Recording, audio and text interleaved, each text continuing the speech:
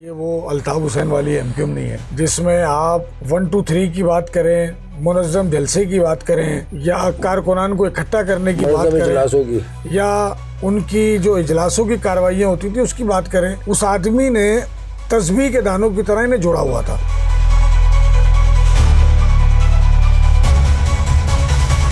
अब फैसला कौम करेगी, ये याद रखिएगा। एमक्यूएम मसनूई तौर पे जिस भी तरह चल रही है, अब कौम जाग चुकी है अतर भाई। अस्सलाम वालेकुम नाज़रीन, अतर हुसैन आपके साथ एक बार फिर नए सवाल और नए जवाब के साथ। जवाब मेरा दोस्त देगा, सवाल मैं करूंगा और आपको बताएंगे कि सूरत हाल क्या चल रही है। आपको कल बताया था कि माफ़ियों की सूरत हाल जो है वो पेचीदा हो गई है। कुछ लोग माफ़ी मांगने जा रहे थे मगर अंदर इख्तलाफात हो गए और अभी माफ़ी नहीं मांगी जा रही। एक खातून की माफ़ी के बाद एक क्यू लग रही थी मगर क्यू लगने से जो है वो अभी रोक दिया गया है और 28वीं तरमीम के हवाले से क्योंकि कुछ होने वाला है तो इसलिए सारे मामलात को अभी रोका जा रहा है। तो अभी लंदन वाले को इंतज़ार करना पड़ेगा या यहाँ से जाने वालों को इंतज़ार करना पड़ेगा, ये तो वक्त बताएगा कि इंतज़ार किसको करना पड़ेगा। और हम चलते हैं उमर अली अंजुम के बाद। अस्सलाम वालेकुम। जी अतर भाई, वालेकुम अस्सलाम। उम्मीद है आप खैरियत से हो। मैं तो खैरियत से हूँ, हमारे ऑडियंस भी खैरियत से होगी अल्हम्दुलिल्लाह। और कितने प्यारे प्यारे रोज़े चल रहे हैं और बाद हम झगड़े से शुरू करेंगे और माहौल बहुत अच्छा है बहरहाल अभी और सुकून वाला है। और रमज़ान में तो वैसे ही जो है शैतान बंद कर दिया जाता है, झगड़े ख़त्म हो जाते हैं और लोगों को जो झगड़ा कर भी रहे होते हैं उनको लोग कहते हैं कि नहीं आप झगड़ा नहीं करें, अभी रोज़े में है या रोज़े की हालत में या रोज़े के बाद भी। मगर एमक्यूएम पाकिस्तान में जो झगड़ा हुआ था और असम्बली तक उसकी गूंज आई थी, आवाज़ शौकत साहब, राना शौकत साहब का जो है, और वो पीएसपी के जो थे तो एक ही एमक्यूएम से मगर क्योंकि वो कहते हैं कि वो पीएसपी के हैं, महसूद साहब, इकबाल महसूद। तो ये फटा अभी तक जो हमारे दोस्त बता रहे हैं, आपको पता है हमारे तो सराय जो है हमारे दोस्त होते हैं, वो कह रहे हैं फटा ख़त्म नहीं हुआ। अभी कोई इजलास हुआ उसमें जो है वो अलल ऐलान जो है वो शौकत साहब ने जो है वो पैसों का तगाज़ा किया है। कोई करोड़ों रुपए की बात हो रही है क्या मेरे पे? पहले तो हम ये यहाँ से शुरू करते हैं। देखें अतर भाई, आपको पहले समझने का काम यह है कि ये वो अल्ताफ हुसैन वाली एमक्यूएम नहीं है जिसमें आप 1 2 3 की बात करें, मुनज़्ज़म जलसे की बात करें या कारकुनान को इकट्ठा करने की बात करें या उनकी जो इजलासों की कार्रवाइयाँ होती थी उसकी बात करें। उस आदमी ने तस्बीह के दानों की तरह इन्हें जोड़ा हुआ था। क्या बात? अब उसके पीछे खौफ था, उसकी तरबियत थी, इस पर बात बाद में हो सकती है, बाद में भी हो सकती है। तरीक़ेकार क्या था? तंजीमी ढांचा था। मैं तो उसको तंजीमी ढांचा कहूँगा फिलहाल। इस वक्त मैंने आपको पहले भी कहा कि इस वक्त कोई किसी को बड़ा मानने को तैयार नहीं है और जो लोग भी ये बात कर रहे हैं कि पीएसपी और एमक्यूएम में सुलह हो गई है, मैंने आपको पहले भी 3-4 मरतबा कहा कि एमक्यूएम इंतज़ार कर रही थी किसी ऐसे ही झटके का। गुज़िश्ता 2-2.5 साल से पीएसपी के जो सोशल मीडिया एक्टिविस्ट हैं जो ट्रोलिंग करते हैं, अभी तो कर रहे हैं, जवाब नहीं देते थे एमक्यूएम वाले। पता है आपको? मुख्तसर मैं आपको बात करूंगा, बात तो बहुत तवील है। मैंने कई रहनुमाओं से इनके इस मामले पे बात की, मरकज़ी रहनुमाओं से बात की। उन्होंने कहा यार आपकी तो रसाई है वहाँ तक, हम उन लोगों से बात कर रहे हैं जिनकी ये भी सुनते हैं। सही है, मेरी मुराद आप भी समझ रहे हैं। हम उन्हें शिकायतें करते हैं लेकिन वो हमें बिठा देते हैं। हम भी किसी ऐसे नुक्ते के इंतज़ार में कि ये कोई लूज बॉल खेले और वो लूज बॉल ये खेल चुके हैं। असेंबली में अगर ये झगड़ा ना होता तो बात यूं ज़बाज़दे आम ना होती। शुरू तो फिर एमक्यूएम पाकिस्तान की तरफ से हुआ झगड़ा है या वहाँ से हुआ है? भाई एमक्यूएम पाकिस्तान की तरफ जिस एमपीए को अब मीडिया शुमार कर रहा है, राना शौकत को, ये खुद भी पीएसपी से ताल्लुक़ रखते थे पहले, राना शौकत साहब। मगर अभी तो चुका उनको, आपने बताया था चूँकि उन्हें एक ही तंजीम में रहना है तो दूसरे जिस धड़े से झगड़ा हुआ है, इकबाल महसूद साहब मुस्तफ़ा कमाल के बहुत करीबी समझे जाते हैं। सही है। शारिक जमाल के जो वालिद हैं आफाक जमाल वो मरकज़ी क़यादत में थे पीएसपी की। अच्छा, ठीक है। तो अब ऐसे अफराद से झगड़ा होने के बाद वो कहाँ पनाह ले, जबकि वो एमपीए भी है। तो उसने कैंप ज्वाइन किया खालिद मकबूल सिद्दीकी का और ये ज़राए हमारे बताते हैं उनको एतमाद में लिया था खालिद साहब को ये असेंबली में बात करने से पहले, या बस उन्होंने कर दी बाद में एतमाद में लिया? एमक्यूएम में अब कोई भी चीज़ जो ना एतमाद में लेके होती नहीं है। हाँ, ये कभी आपने जिंदगी में सुना कोई एमपी अपनी खुद खबर चला रहा हो? एमक्यूएम का डिसिप्लिन भी नहीं हुआ, कभी भी नहीं हुआ। इजलास की खबर बाहर नहीं आती थी जब तक वो खुद नहीं देते थे, जब तक शोभा नशर इशात ना देता था। सही, ठीक है। अब तो इनके एमपीए एमएनएज अपनी खुद तशहीर कर रहे थे। ठीक है, नीचे लिखा होता है मिन जानिब फला फला, कोई MP है मैंने अपना नाम लिख और देता अपने है। सोशल मीडिया के 2-4 दोस्तों को बुला के जो है अपनी तशहीर खुद ही कर लेते हैं। अतर भाई पहले MQM होती थी, MQM फर्द नहीं होता था, फर्द नहीं होता। अफराद होते थे, जमात होती थी, तहरीक होती थी, तंजीम होती थी। सही बात, नज़्म सब होता था। अब जो है ना वो शख्सियात हैं, शख्सियत है। हर बंदा अपनी तशहीर कर रहा है। अतर भाई मैं ज़राए के मुताबिक आपको बताता चलूँ, ये जो झगड़ा है राना शौकत का और इकबाल महसूद का, जिसमें शारिक जमाल भी कूद गए, ये झगड़ा दरअसल जहाँ ताकत और पैसा होता है ना, हर उस मकाम पे झगड़ा ज़रूर होता है। ये लेन देन का झगड़ा है, करोड़ों रुपए की लेन देन है, जिसके सबब ये झगड़ा हुआ है। राना शौकत साहब ने किसी इजलास में तस्करा भी किया है, किसी ने बताया था, आप बता रहे थे। जी किया है, मगर मैं आपको बताऊं कि MQM ने, जो MQM है, PSP का धड़ा MQM वाला नहीं, अच्छा। जो MQM मौजूद थी जिसमें ये लोग जम हुए हैं, उस MQM ने एक कार्रवाई के लिए कमेटी कायम कर दी है। अब वो कमेटी देख रही है। मुझे इस बात का यकीन है कि होना कुछ भी नहीं है। अच्छा। लेकिन कौम जिस किस्म के ये शोबदेबाज हैं और रुसवा हो रही है कौम, सिर्फ शर्मिंदगी इस बात से। तो इसमें माजिरों का नुकसान हो रहा है ना, तो दोनों को सोचना चाहिए ना, उर्दू बोलने वालों का या कोई भी ज़बान बोलने वाला जो MQM से मुंसलिक है, वो सबको नुकसान नहीं होगा। कराची की तरक्याती काम कैसे होंगे जब अपोजिशन ही नहीं होगी। अतर भाई आज जब आफाक अहमद साहब बात कर रहे होते हैं, या पिछले दिनों 2-2.5 साल पहले आमिर खान साहब बात कर रहे होते थे MQM में आने के बाद, या MQM का ये धड़ा जो MQM है, ये जब बात कर रहे होते थे ना, तो शर्म और गुस्सा दोनों आता था। इसलिए कि ये वही लोग हैं जिनके होते हुए 91-92 के बाद महाजिर कातिल महाजिर मकतूल का खेल खेला गया है।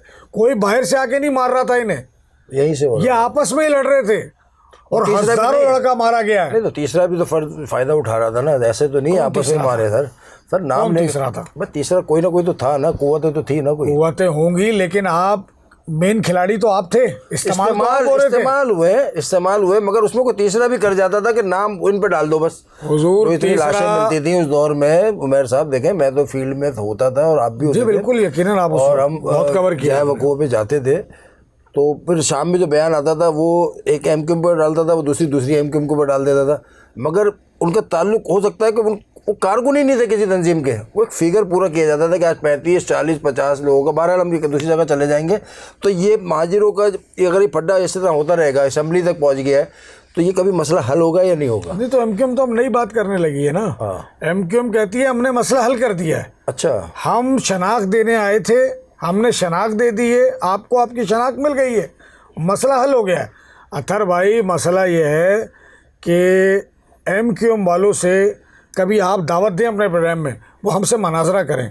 क्या आपके आबाओ अजदाद, मेरे आबाओ अजदाद जो हिजरत करके आए थे, आप और मैं तो यहाँ पैदा हुए, जी, तो क्या वो बेशनाख्त आए थे? उनकी कोई शनाख्त नहीं थी। बिल्कुल शनाख्त, उनकी शनाख्त की वजह से ये तंजीमें बनी है। ऐसा ही है। वो तो मुस्लिम लीग ही थे। मुस्लिम लीग MQM जब बनने लगी है तो तारीख ये बताती है कि वो मुस्लिम लीगी बुजुर्ग हमारे, उन्होंने इनसे सवाल किया कि हम तो कायदे आज़म की मुस्लिम लीग के रुकन थे, आपको ज़रूरत क्या पड़ी? तो ज़रूरत इनकी पूरी उसी अवाम ने की है, उसी उर्दू बोलने वालों की, अशराफिया ने की है। अशराफिया, उस अशराफिया ने की है जो उस वक्त तक मौजूद थी। आज से 50 साल पहले तक आपके दादा, आपका बाप, मेरे दादा, मेरा बाप, मेरा नाना, वो मौजूद थे। उन्होंने कंधा दिया इन्हें, तो ये जमात बनी है। तो बहरहाल भाई MQM के जितने भी लीडरान हैं जो अभी कराची को देख रहे हैं, कि आप लोग आपस में बैठ के अपना मसला हल करें, और जब आपके मसले हल होंगे ना, तो आवाम के मसले हल होंगे जो आपको लेके आए या जिनकी आप तर्जुमानी करते हैं। तो खुदारा आपसे गुजारिश है कि आप लोग जो है ना, ये करोड़ों के, लाखों के ज़मीनों के फड्डे ख़त्म करके और फील्ड में आवाम के साथ खड़े हो। हमने अभी पिछले हफ्ते एक व्लॉग में वज़ीर आला से जो है अपील की थी कि आप जाएं, सड़कों पे जाएं, रोडों पे जाएं, बाज़ारों में जाएं, और कंट्रोल लिस्ट, प्राइस लिस्ट का जो एक इदारा होता है वो बिल्कुल कोई काम नहीं कर रहा, फ़ाल नहीं है। जिसकी मर्ज़ी जो चीज़ जितने में बेच रहा है, कोई फल 500 रुपये किलो बेच रहा है, कोई 600 रुपये किलो बेच रहा है। बहरहाल पता नहीं अब हमारी ख़बर पे या किसकी ख़बर पे वज़ीर आला, वज़ीर बल्दियात और वज़ीर मेयर हमारे साथ थे, पूरी टीम उनके साथ थी। आज उन्होंने सदर में, मुख्तलिफ साउथ के एरिया में जो है दौरा किया और तरक्याती कामों का भी जायज़ा लिया। एम्प्रेस मार्केट भी गए वो, और वहाँ जलेबियाँ ख़रीदी, उन्होंने ख़ुद भी ख़रीदारी भी की है। थोड़ा सा इस बारे में बताइए। भाई मुझे स्टूडियो आते हुए थोड़ी सी ताख़ीर हो गई, मैं आपको बताना भूल गया। सिंध के एक सूबाई वज़ीर का मुझे फ़ोन आया था और उन्होंने हमारा ही वो क्लिप मुझे भेजा और उन्होंने हमें कहा कि आप आ जाएँ और हमने आपकी खबर का नोटिस लेते हुए बड़ी बात है। वज़ीर आला सिंध, मेयर कराची नासिर हुसैन शाह और कमिश्नर कराची बंस रोड गए हैं, जलेबियाँ ख़रीदी हैं, मुख्तलिफ और अशिया ख़रीदी हैं और मुतनब्बे करके आए वो दुकानदारों को, ठेले लगाने वालों को और जो भी रमज़ान की ख़रीदारी करने वाले और फ़रोख्त करने वाले लोग थे उनसे मकालमा उतारा और ठेले वालों को वो मुतनब्बे करके आए कि जो कंट्रोल प्राइस लिस्ट है उसके मुताबिक आप ये अशिया बेचेंगे। अगर हमें कोई कंप्लेन मिली तो फिर हम इसका सख्ती से नोटिस। चले भाई अवाम, ये तो बहुत खुशखबरी की बात है, बहुत खुशी की बात है कि आपको अगर कहीं भी ऐसी चीज़ कोई कंट्रोल लिस्ट, प्राइस लिस्ट जो लिस्ट लगी हुई होती है उससे महंगी दे तो हम एक नंबर दे देंगे कमिश्नर कराची का कि आप वहाँ पर कंप्लेन कर सकते हैं। और ये बहुत खुशी की बात है कि वज़ीर आला साहब जो है वो ऑन ग्राउंड आए। मुझे तो ऐसा लग रहा था कि जैसे आसिफ अली जरदारी साहब ने जो अभी डांटा था अपने वज़राओं को कि आप रोडों पर जाएँ देखें, मैं समझ रहा था उस पर ये हुआ है, मगर बहरहाल क्योंकि उमर भाई बता रहे हैं कि ये DNN की खबर पे हुआ है तो हम शुक्रिया अदा करते हैं। बहुत शुक्रिया अदा करते हैं कि ऐसे आपको करने का काम, हमें बोलने की ज़रूरत ही नहीं है। आप तो भाई आपका महकमा है, आपके इदारे हैं, आप उनको सिर्फ आपने बोलना है कि रोडों पे जाए। तो बहुत शुक्रिया बहरहाल, हम आपका तहे दिल से शुक्रिया अदा करते हैं। अब हम अपनी तीसरी खबर की तरफ चलते हैं और तीसरी खबर भी बड़ी अहम है। सियासी हलकों में जो है वो आजकल बड़ी हलचल मची हुई है कि आफाक अहमद को स्पेस क्यों दिया जा रहा है कराची में। और आफाक अहमद तो पहले जब सेंट्रल में उन्होंने पहला दफ्तर खोला तो उस पर बहुत पड्डेबाजी हुई और दफ्तर नहीं खोलने दिया उनको और बहुत ताख़ीर हरबे इस्तेमाल किए गए। मगर अब उनके रोडों पे, सड़कों पे कारकुनान भी नज़र आ रहे हैं जो अफ्तारी भी डिस्प्यूट कर रहे हैं। मतलब बहुत सारी एक्टिविटी में कराची में के बड़े पैमाने पे के ऑफिस खुलने वाले हैं, भले वो सेक्टर यूनिट नहीं हो, इलेक्शन ऑफिस के नाम से या ऐसा क्या होने जा रहा है? आफाक अहमद को कोई रास्ता दिया जा रहा है, कोई स्पेस? देखें, रास्ता तो उन्हें कोई नहीं दिया जा रहा, वो अपने तय हमेशा रास्ता बनाने की कोशिश करते हैं और अभी भी आफाक अहमद साहब ये कोशिशें कर रहे हैं। हम शहर के मुख्तलिफ मकामात पे देख रहे हैं, नाज़ाबाद हो, लानी हो, कोरंगी हो, गुलबर्ग हो, वहाँ इनके कारकुनान बाकायदा शहरियों को अफ्तारी करवा रहे हैं जो पहले नज़र नहीं आते, कभी नज़र नहीं आया और कोई दूसरी इलाकों में नज़र नहीं आए और कोई दूसरी जमात भी नज़र नहीं आ रही। जो इस शहर की स्टेक होल्डर जमात है वो भी नज़र नहीं आ रही और इस सूबे की जो हुक्मरान जमात है वो भी नज़र नहीं आ रही। तो ऐसे में आफाक अहमद के कारकुनान का निकलना एक खुशाइन बात है और एक बड़ी खबर है। लेकिन दफातर के खुलने से पहले, जो आप दफातर की बात कर रहे हैं ना, दफातर के खुलने से पहले, अच्छा मैं इसमें छोटी सी बीच में बात कर दूँ, ये दफातर खुलने की बात एक हमारे दोस्त ने बताई कि एक दफातर पहले से खोल दिए जाएंगे। जैसे सेंट्रल में एक फेडरल भी एरिया में खुला, अब सेंट्रल में खुलेगा, कहीं और खुलेगा। तो कोई अगर अचानक जो मैं कहना चाह रहा हूँ, अगर कोई अचानक आ जाए तो उसको बना बनाया सेटअप मिले और इनके साथ कोई जम हो के काम हो सकता है क्या? नहीं, ऐसा नहीं हो सकता। ये हो सिर्फ तो सकता है, पाकिस्तान है, हो सकता है, बयान ही हो सिर्फ। अगरचे ऐसा हो सकता होता तो हमने माजी करीब में बहुत दफ़ा देखा कि आफाक अहमद साहब ने खुद दिलचस्पी का इजहार किया कि वो MQM में शामिल हो जाएं और ये यकजा होकर काम करें। लेकिन चूँकि आमिर खान के बाद, आमिर खान आए थे, उसके बाद कारकुनान का जो रद्द-ए-अमल आया ना अतर भाई, वो रद्द-ए-अमल MQM बर्दाश्त नहीं कर पाई क्योंकि वो आ तो गए थे, तो ख़त्म ही कर दी ना MQM, आ तो वो गए थे, लेकिन MQM का नज़रियाती कारकुन आमिर खान को हजम नहीं कर पाया था। आमिर खान अपने कारकुन खुद साथ लाए थे जी, बड़ी तादाद में MQM के वो पुराने लोग जो बहुत देर से MQM के साथ थे या MQM की जड़ों में थे, वो ग्रेजुअली जाना शुरू हो गए थे। तो आफाक अहमद साहब को अल्ताफ़ हुसैन साहब एक्सेप्ट नहीं करेंगे। अब बाकी वक्त कुछ भी करवा सकता है। मेरी इतलात ये है, मतलब आमिर खान को ले सकते थे अल्ताफ़ हुसैन, आफाक अहमद को नहीं ले सकते। इन बुरे हालात में, इन मुश्किलात में अगर कहीं से इशारा मिलता है वो करते तो आप कह रहे हैं कि फिर भी नहीं होगा। सर, इशारे की अगर बात करें तो फिर तो किसी को भी कोई भी ले सकता है, लेकिन आमिर खान के बाद जो MQM को नुकसान हुआ है, आमिर खान और आफाक अहमद में फ़र्क तो आपको नज़र नहीं आता क्या?